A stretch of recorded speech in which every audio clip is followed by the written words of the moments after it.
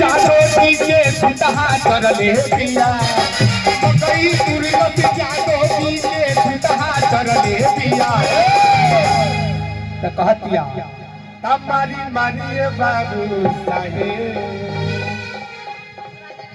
आई अंकुश राजा के नाम पे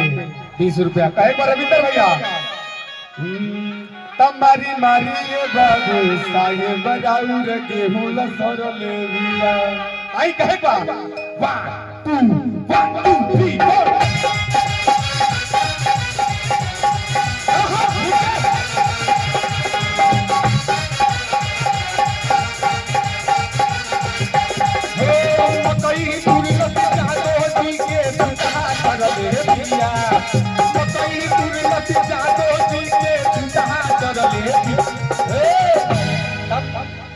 सामने आओ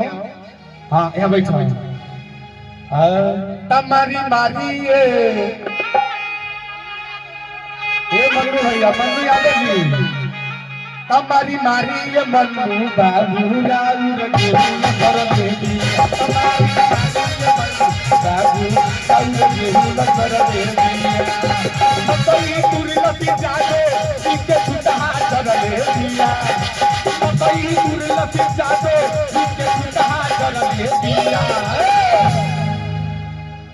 तमारी मारी बाबू साहब बात मान तमारी मारी यादों जी अरागुर के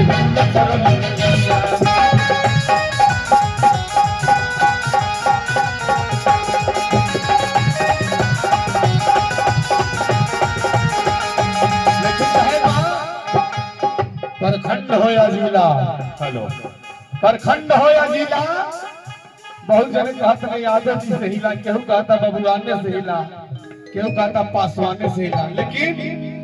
नियम तो यह भाई प्रखंड हो या जिला देवी मैया से हिला हेलो सीधा बात भैया हाँ टाइम बड़ा कम